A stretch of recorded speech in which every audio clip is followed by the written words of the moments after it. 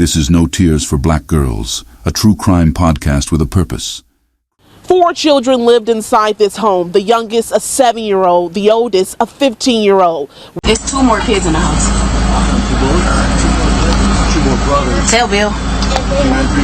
He hears. Terrifying moments in Shaker Heights. Police trying to get young children away from a crime scene after their mother is shot and their family torn apart. The night of September 28th, 2023, shook Shaker Heights, Ohio, to its core. Relatives of Danielle Harris, 35, shared her qualities on social media. She was outstanding, positive, and uplifting, most notably a loving mother of 4 children. Police were called to find Harris and lost Stephen Huckabee dead in the basement. Huckabee had shot her with his own gun before turning it on himself. Mourners wept in agony over Honey Bunny's death, leaving 4 innocent children heartbroken and abandoned. What could have spurred Stephen Huckabee to commit such a cruel act? The root of it all seemed to be domestic violence and its disastrous consequences.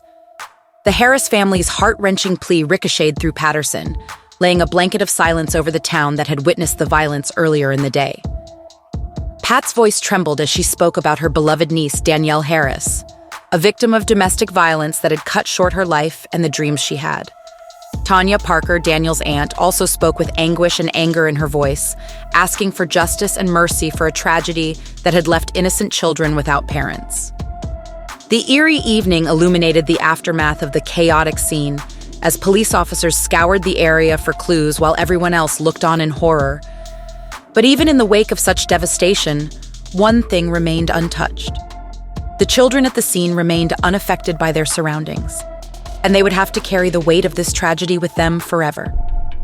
The everlasting scourge of domestic violence marred the lives of Black women. Hidden beneath a veneer of love, abusers use fear tactics and intimidation to gain and maintain control. Verbal or physical abuse intensifies, dragging their victims into a vicious cycle of terror. Estimates suggest African American women and girls face murder because of domestic violence 4 times a day in America, not considering those suffering from psychological, economic, emotional, or sexual abuse. Yet privileged white populations continue to enjoy advantages such as access to educational opportunities and resources, leaving many African Americans defenseless against predators. Justice must be served. We cannot allow innocent lives to be taken away by these power-hungry individuals. The epidemic of domestic violence in our communities has become an epidemic because too many of us aren't aware. We don't see the scars, and we don't get to hear their stories. When someone experiences years of physical, mental, and emotional harm, they may choose to keep silent.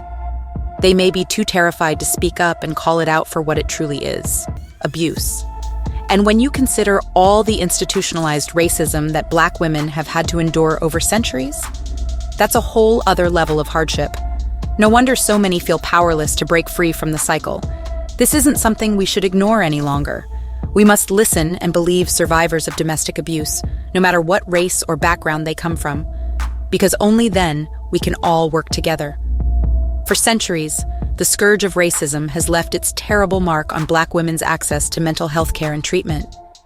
This imbalance has led to higher rates of mental illness, as well as greater mortality resulting from diseases such as diabetes, hypertension, obesity, asthma, and heart disease.